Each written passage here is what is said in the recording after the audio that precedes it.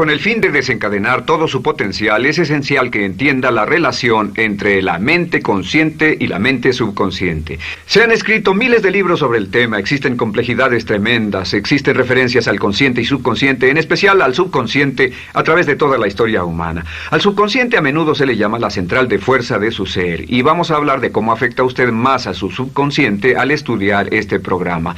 Comencemos hablando sobre la relación entre las dos mentes y qué puede hacerse para comenzar a controlar y a cambiar el programa dentro de la mente subconsciente. La mente consciente y la subconsciente están bellamente diseñadas, son un diseño maestro, si saben a qué me refiero, puesto que tienen funciones muy diferentes y trabajan perfectamente en armonía entre ellas. Tal vez una forma de ilustrarlo sería decir que la mente consciente es esta y la mente subconsciente es esta. De hecho, la mente consciente hace como un 10% del pensamiento responsable, alrededor del 10% de su alerta consciente, y la mente subconsciente efectúa al menos un 90% o más. Cuando hablamos de potencial humano y de activar el potencial humano, significa desencadenar la gran capacidad de poder del subconsciente. ¿Qué hace la mente consciente? La mente consciente tiene ciertas funciones específicas. Primero que nada, la mente consciente subjetiva.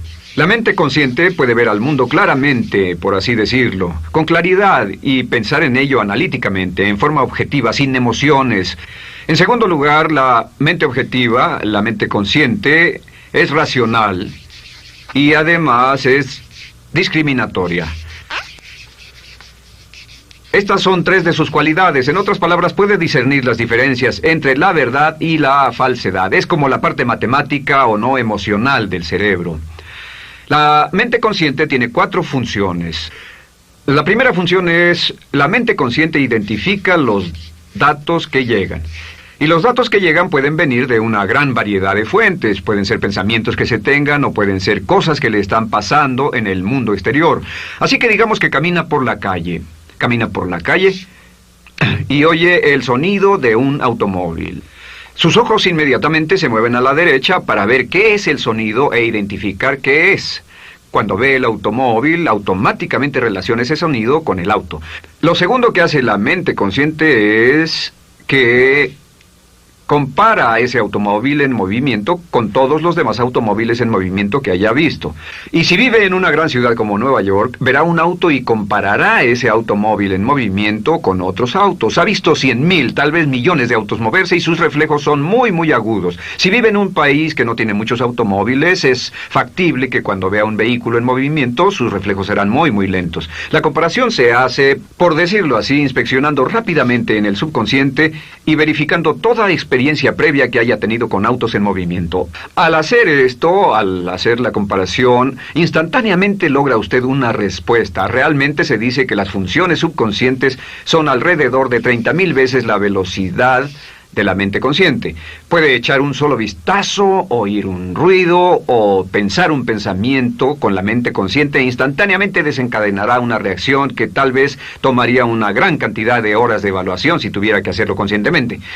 La tercera función de la mente consciente es que analiza. Una vez que tiene una respuesta de su comparación, analiza la situación. Camina usted por la calle, escucha el sonido del motor automotriz, mira hacia la derecha, ve al carro dirigirse hacia usted. Su comparación le dice que se mueve a una velocidad de 80 kilómetros por hora y que estará donde usted está en un segundo, a menos que se mueva. Así que ahora lo analiza y dice, ¿qué debo hacer? ¿Debo moverme o no? La respuesta es sí, lo que hace es que se mueve, y esto nos lleva a la cuarta función de la mente consciente, que es decidir. La mente consciente decide qué hacer después del análisis. Dice sí o no. La mente consciente funciona como una computadora binaria. Siempre dice sí o no a la información que llega. La mente consciente solo puede tener un pensamiento a la vez. Y esto es sorprendente, como van a ver, es en realidad una estructura brillante. Así que camina por la calle, oye el sonido, mira hacia la derecha, ve el auto moverse, La comparación le dice que el auto se mueve hacia usted y el análisis del auto en movimiento le dice que debe quitarse. Usted dice, ¿me moveré? ¿Sí o no? La respuesta es sí. ¿Me muevo hacia adelante? ¿Sí o no? La respuesta es no. ¿Me muevo hacia atrás? ¿Sí o no? En cuanto dice, sí, me muevo hacia atrás, esta palabra sí pasa a su mente subconsciente. La mente subconsciente al instante desencadena a todos los nervios, a todas las sinapsis, a todos los tejidos para que pueda moverse hacia atrás y quitarse de ahí. No debe quedarse sentado y pensar, ¿debo mover primero el pie derecho o primero el izquierdo? Todo lo que hace es enviar la señal a la mente consciente, apoyado por una carga, por así decirlo, o por una detonación de emociones. Entre más fuerte sea la emoción, más rápidamente responderá el subconsciente a su mandato.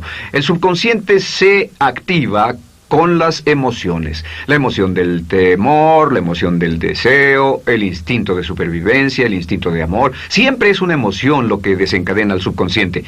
De acuerdo, ¿cuáles son algunas de las características de la mente subconsciente? La mente subconsciente es como un banco masivo de datos. El papel del subconsciente es almacenar y recibir datos. En otras palabras, la mente subconsciente es la mente subjetiva, puesto que simplemente es la mente que obedece. Mientras la mente consciente manda, la mente subconsciente obedece. La mente subconsciente no tiene pensamientos propios. Además, la mente consciente no tiene memoria. La mente subconsciente es el asiento de toda memoria. La mente consciente solo puede tener un pensamiento a la vez y la subconsciente retener miles de millones de hechos. La relación entre el consciente y el subconsciente es que el consciente es como un jardinero y el subconsciente es como el jardín. Las semillas que plante en su mente subconsciente, la mente consciente va a trabajar para cultivarlas. En la mente subconsciente tiene toda una serie de programas diferentes. El concepto propio, que contiene toda la información, todos los temas que le son importantes y todas las experiencias y respuestas previas a esas situaciones, para que si tiene una nueva situación similar, uno de los papeles del subconsciente es mantener su comportamiento consistente con su comportamiento previo. Así que si siempre ha tenido miedo de una situación y ve esa situación, instantáneamente temerá sin pensarlo. En una situación en la que no sabe nada sobre la tendencia natural, usted no temerá ni dejará de temer porque no sabe suficiente hasta que haya formado un banco de experiencias. Esto nos lleva a las 3 leyes críticas. 3 de las más importantes leyes mentales de las que hemos hablado. Recuerden que hablamos de cómo toda su vida está determinada por leyes mentales. La primera de estas 3 leyes mentales es la ley de la actividad subconsciente. La ley de la actividad subconsciente dice que lo que llegue a plantar en su mente subconsciente inmediatamente se pone a trabajar para ponerlo dentro de la realidad. Y su mente subconsciente hace que todas sus palabras y acciones encajen en un patrón consistente con su concepto propio.